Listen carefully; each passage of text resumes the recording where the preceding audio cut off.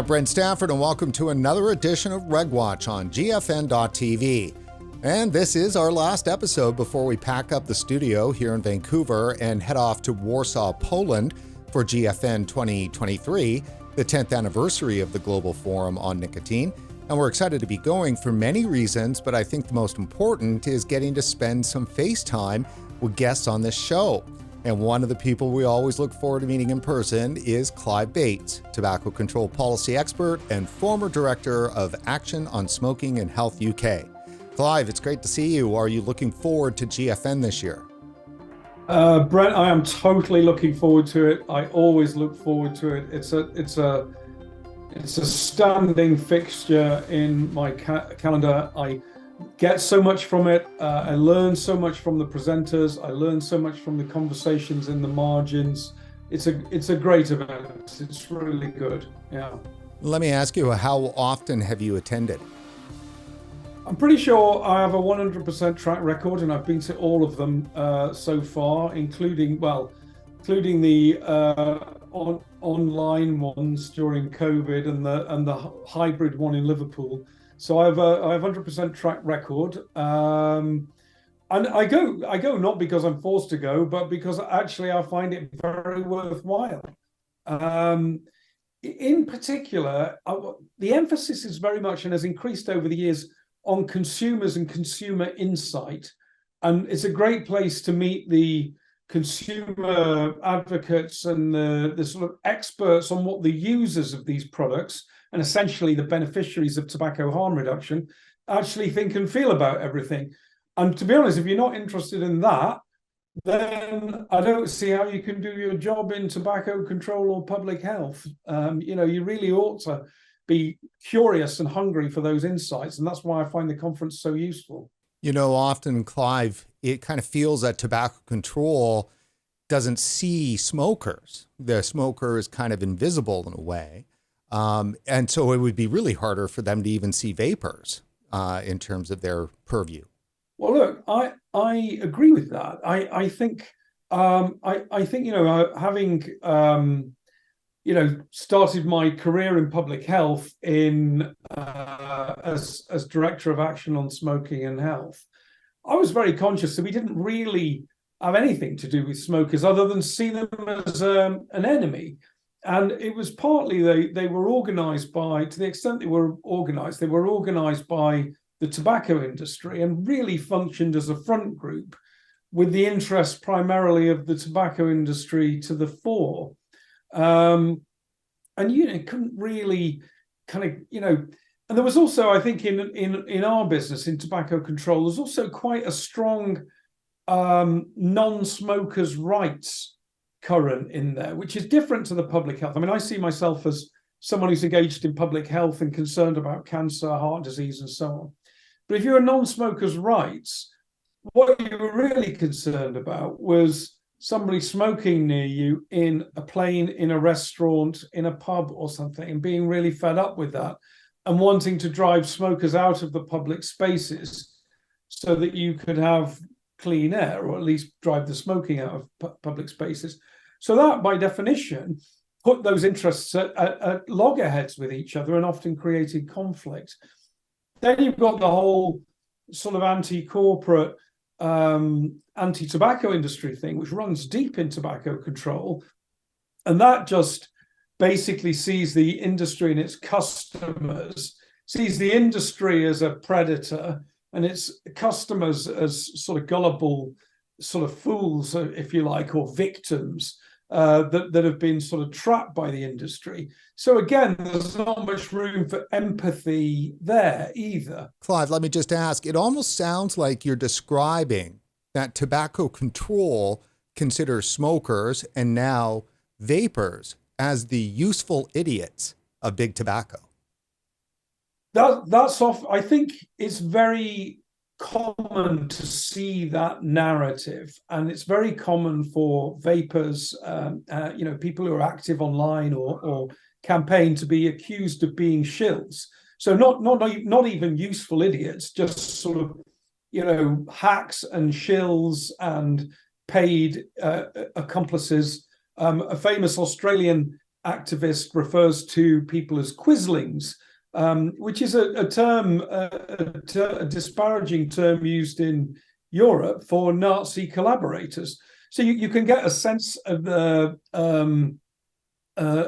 sort of mood there that was coming from tobacco control towards smokers and vapors. And I've concluded, I didn't think this way when I was director of ASH, but I do now, that the whole process of public health and tobacco control needs to proceed through a mixture of empathy and humility. That you need to understand where people are coming from and kind of just walk in their shoes a bit, and try to see how they see the world before you condemn them, condemn what they're doing, and try to make it impossible for them to solve the problem in the ways that they have solved it. And I've come to see that whole enterprise as incredibly arrogant.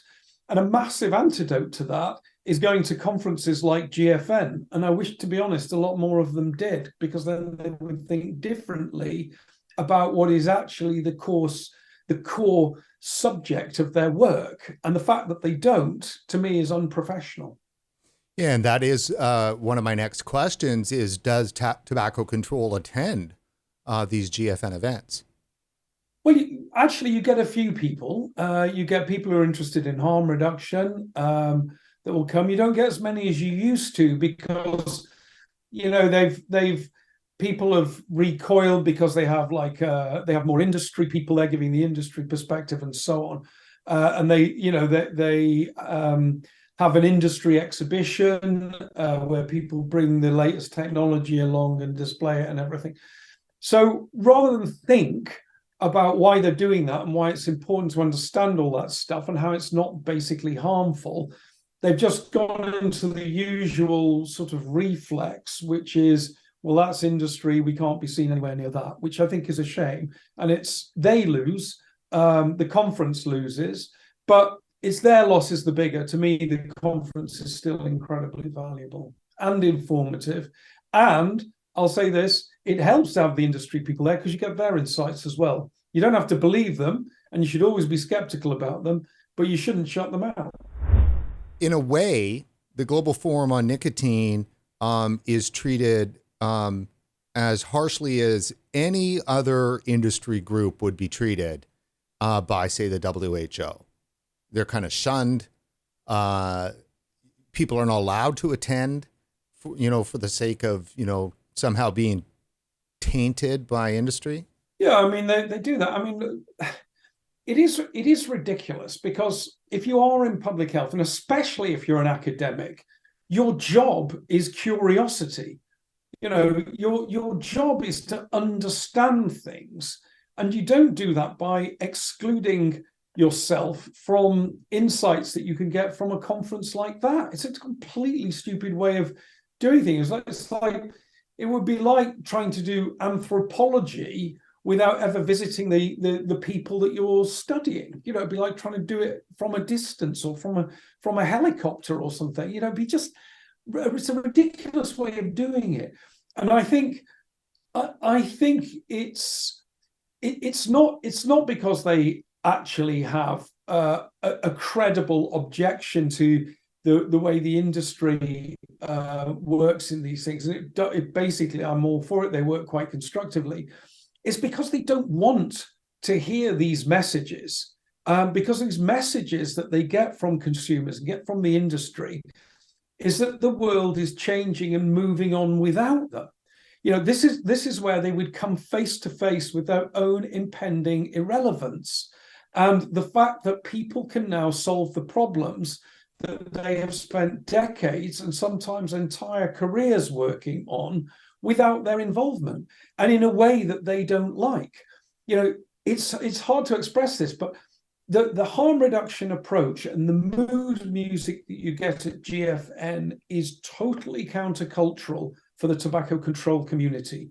Okay, their modus operandi, their playbook, is primarily one of punishment with taxes, coercion, restrictions, stigma, defining you as a patient and controlling you. I mean, the word is tobacco control, and control is essentially what they do. It does what it says on the tin. Now you flip to the mood and the modus operandi that you will be hearing about at GFN, and it's like, well, consumer empowerment, consumer choice. It's people taking control of their own health at their own initiative, at their own expense, by interacting with private sector, entrepreneurial, innovative companies producing products that solve the problem that those people want solving, i.e. the health and welfare and stigma, in a way that works for them. And there is really not very much room for your average tobacco control activist or academic in there. Of course, some are very curious about that process, and well done to them. They are at least thinking about the field they're working in, and whether it can be used to solve really difficult problems like smoking in mental, the communities of people with mental health problems, smoking amongst homeless, prisoners, veterans, all the really tough nuts to crack. Those are the academics doing the most interesting work. But the people who just don't like it all, there's nothing for them at those meetings other than threat and challenge. It's really about forced behavior is really the point for them, isn't it? I would say there's a model of tobacco control, which is, I put this crudely, but we will punish you, we will hurt you, we will restrict you until you do what we say, which is to quit, and then we'll let the pain stop. So we don't care about your welfare. We're going to hit you with a massive tax bill, in hundreds of dollars, thousands maybe of dollars per year for being a smoker. And our offer to you is that if you do as we tell you, we'll make that pain stop. And we call that the best tobacco control policy. That is basically the premier Rolls-Royce tobacco control policy that everybody agrees with. We hurt you like hell in your pocket, in your household budget, in what is almost always a poor household. And when you stop and do what we say, then we'll make the pain stop. When you get down to it, that's the model.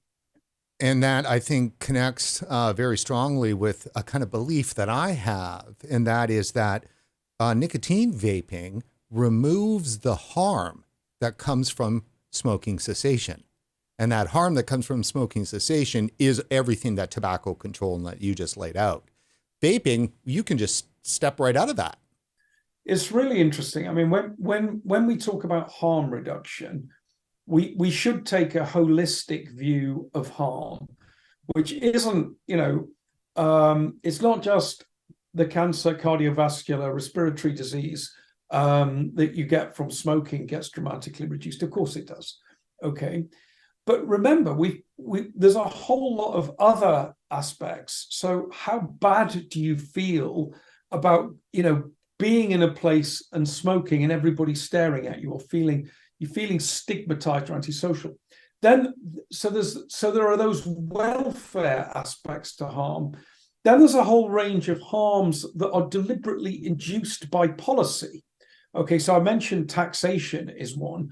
That is a great big rod to beat you with. And the deal is that when you stop smoking, we'll stop beating you with that rod.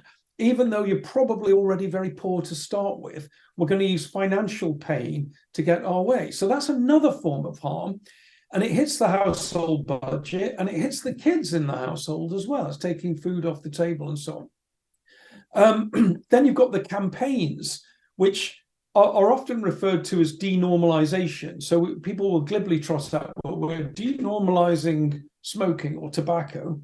But what they mean is they're stigmatizing it. Denormalization and stigmatizing are one and the same thing. They're just, one is a more respectful way of saying the other.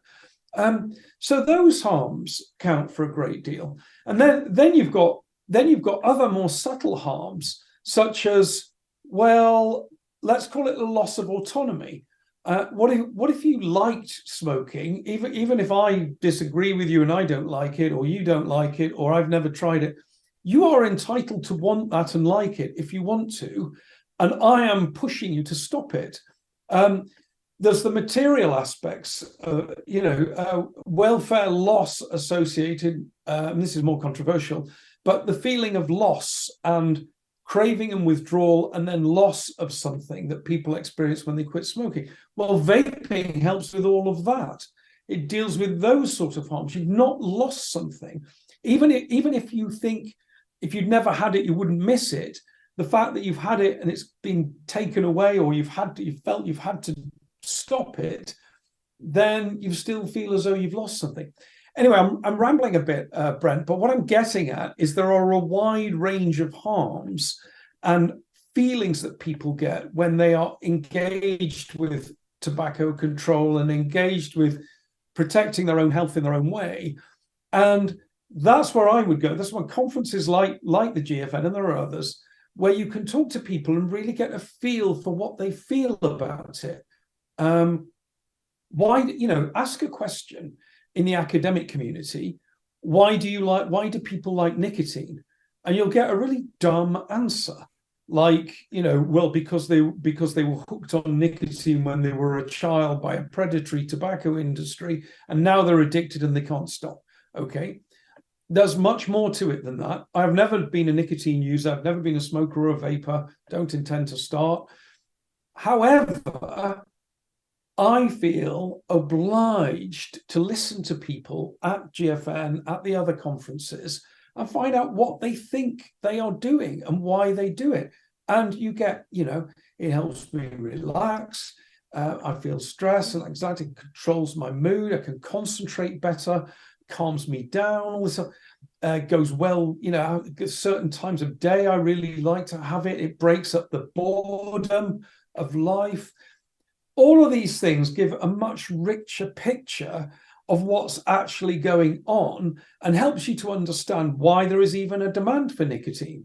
Why that demand is likely to persist, not going to die out. Because when people explain why they're doing it, it kind of makes sense. Clive, at this year's Global Forum on Nicotine, you'll be hosting a rather unique plenary pre-conference session titled The Big THR Conversation. How can the last decade influence and inform the next? What's this session all about? I think the idea it was kind of like a bit of a nostalgia trip. There's been there's some people who'll be in the room who've been on a journey, maybe 15 years now. The early adopters, they've been through evolving events, whether it was the attempt at medicalization in the EU that vapors saw off, whether it's the deeming rule in the United States, whether it was the crazy stuff going on in Australia, whether it was the bullish policy followed by cautious policy followed by thoughtful policy in Canada. So people have been through a lot. There's also been an incredible evolution in the products. Any science that was done on the products in 2012 tells you very little about the products that are available now. It would be like doing science on a Ford Model T to understand the latest Tesla. You just wouldn't. There's nothing to learn there. You've also got incredible development of scientific insight. So stuff that we've learned, and with that, the arguments that go with with the public policy discourse.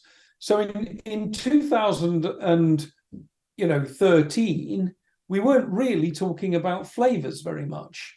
But we are now. We weren't talking about disposables. We had cigar-like product. We've kind of come full circle because we had cigar-like products. Then people got into more rechargeable. Now we've got the disposables, kind of mass market and so on.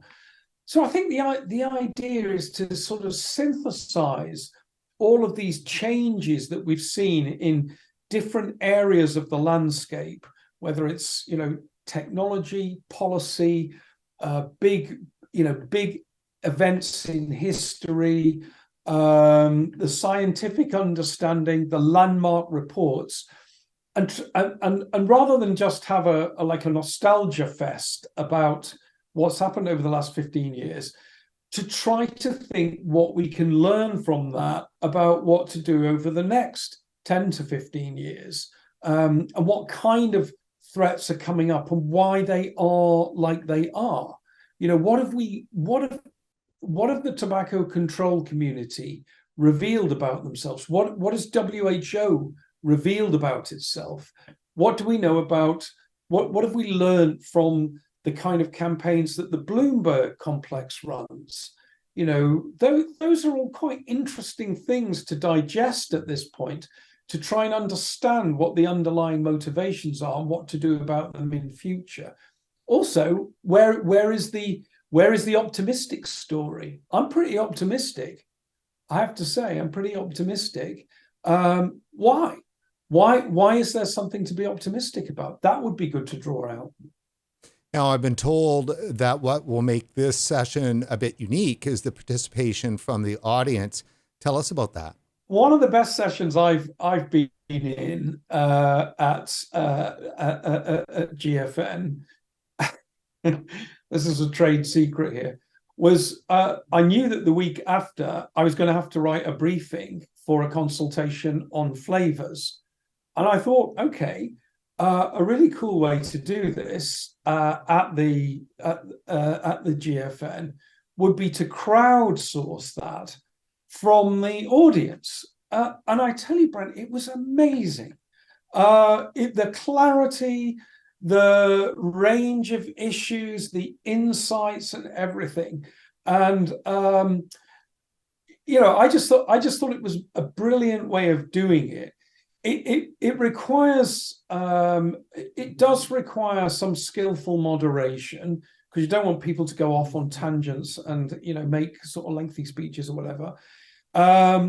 So the art of it is to draw out of the audience the collective knowledge, the wisdom of the crowd, if you like. And the wisdom of the crowd in the GFN audience is massive. Okay, it's there to be taken. It's a mixture of technical knowledge of science, but mostly tacit knowledge from experience or battle-ready knowledge from the fights they've been in disputes over policy and politics. And if you can get that out of people and get it into some kind of orderly fashion, I think it's very powerful. I don't know quite how we're going to play it. My approach to this, it's probably the most difficult chairing thing I will have done at GFN and probably ever.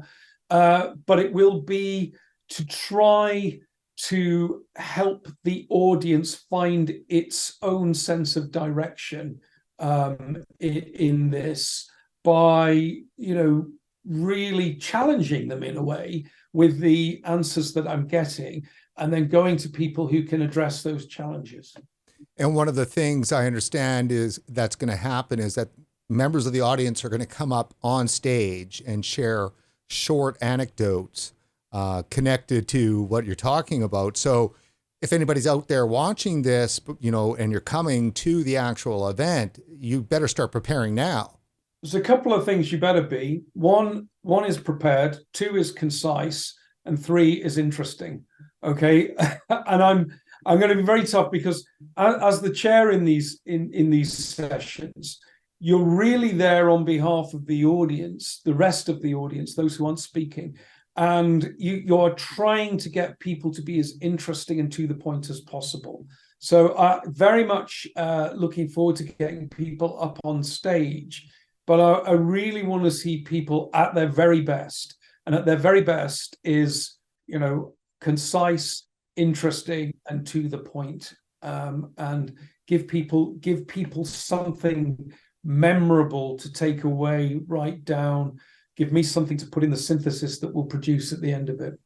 If you could provide some specific advice to what they might want to share on stage, what would that be? My advice to vapers always in politics is to share your experience, okay, and share what's happened to you. That's probably not what we need here. What we really need is, how did you share your experience? How did you make it land? Okay, what are the arguments and that you have found persuasive, and how did you make them? When and if you use science, what are the arguments that you found compelling, and that people, even though they're good arguments, people either didn't understand or didn't like?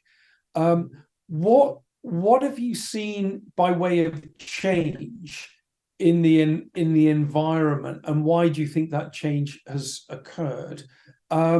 Why do you think people who disagree with you disagree, and what is their motivation? And if you can go further, how do you think that could be changed? What are we dealing with out there? So those are the sort of things I want to get into. I don't want if you like, a long account of a specific political battle. What I want is to get into the insight that you drew from that, and something that we can capture that's of general interest, and something, if possible, that has a forward-looking view. It almost sounds like taking stock and building the going forward battle plan. It's exactly that. Yeah, I think it's a chance to take stock, learn what we've learned, understand what's changed and why. What are our deepest insights into the direction of travel, the nature of the opposition, the nature of the allies as well, for that matter.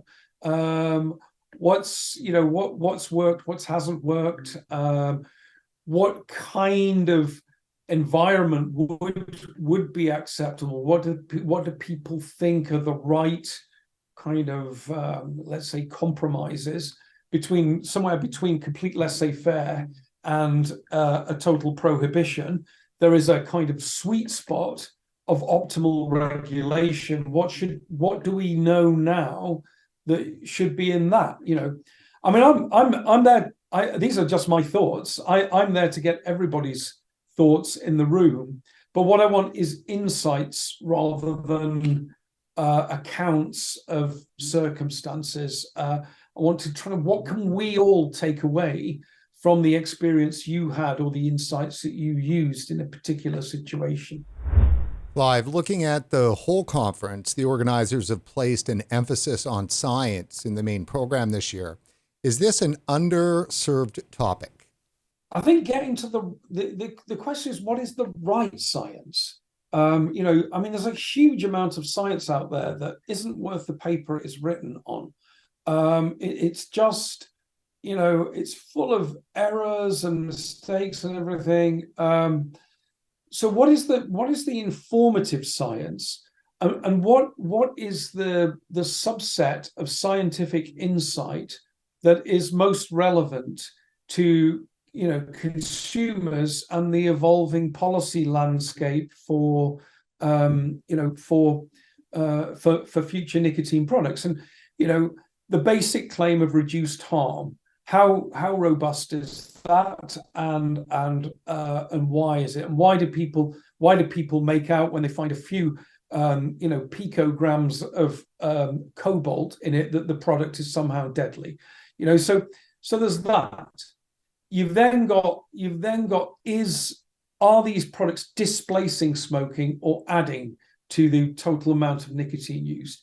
You've got what are our insights into disadvantaged populations, poor socioeconomic status, mental health, people with mental health problems, and so on. What can we learn about them? Then there's the whole story about nicotine, and some of the best sessions I've had have been at GFN on why do people use nicotine. It's amazingly underserved question in the tobacco control literature, and it gets to understanding what the basic demand function is. And if you don't understand the demand function, you really don't know what you're dealing with as a phenomenon, or what the appropriate regulation is. So I think there's a lot of stuff like that. The kids thing. What have we learned about young people? It was just a brilliant paper just out that went through all the arguments about kids. And of course, it's much more complicated than the campaign for tobacco-free kids narrative, which is just basically for simpletons. And you can tell they're not serious about kids, by the way, because there's no subtlety about kids. What about the disadvantaged kids? The kids whose parents smoke, the kids whose parents and their parents and their parents have smoked for the last 5 generations. The kids were in estates and housing projects where nearly everybody smokes. What about them? What about the kids who have very high substance use behaviors, likely to be using cannabis or other drugs? What about them? If you were really interested in the welfare of kids, that's where you'd be. That's the stuff you'd be interested in particular, rather than using the transient, frivolous, experimental behaviors of largely middle-class kids to create a massive stick to beat adults with, which is essentially what they are doing. I think you've got to be discerning about the scientific insights that you want, and also inconvenient truths. What are we learning that is disturbing, if anything? What do we think about things like disposables and waste? How big is that waste problem? Is it a big problem? It's bigger than not having them, but is it big compared to other forms of waste? So those are the interesting questions that would be, on the mind of anybody thinking about policy. Then these mega ideas, should you do a smoke-free generation, reduce nicotine in cigarettes, close down most of the retailing outlets for smoking? Should you do plain packaging for vapes? Should you reduce the nicotine concentration or use nicotine flux as a way of regulating vapes? Should you ban flavors other than tobacco flavor? There's lots of science around those issues, and that could keep a whole conference going for months. Clive, as we've been discussing, you are hosting a plenary pre-conference session titled The Big THR Conversation: How Can the Last Decade Influence and Inform the Next? At the Global Forum on Nicotine, the annual conference on safer nicotine products and tobacco harm reduction. GFN 2023 starts on June 21st and runs to the 24th. If you can't attend, you can watch online. Go to gfn.events to register. Clive, last question for you. Why are you optimistic about the future of tobacco harm reduction? I think that there is just a basic, steady movement of people, markets, companies that basically are engaged in the process of creative destruction and diffusion of innovation. Okay, so in this massive nicotine market of over 1 billion people, there is going to be, whether the regulators, the tobacco control activists, or WHO like it or not, there is going to be a technology change. And that happens because it's in the interests of consumers and producers to change the technology. And those processes are incredibly difficult to resist. You can slow them down with dumb regulation. You can derail them to some extent with misinformation, but underlying problem for them is that you cannot stop them. And those processes are because people want to improve their health, safety, welfare, well-being, at their own expense, on their own initiative, while doing something they want to do, which is to use the recreational stimulant nicotine. That's the underlying process that's happening. And I think of it like tectonic plates, the slow moving land masses. You can't stop that happening. Maybe they can get in the way with the deeming rule or a TPD or something, but they won't stop the fundamentals changing. All they can do is slow it down. So I wish they didn't slow it down, but they won't stop it.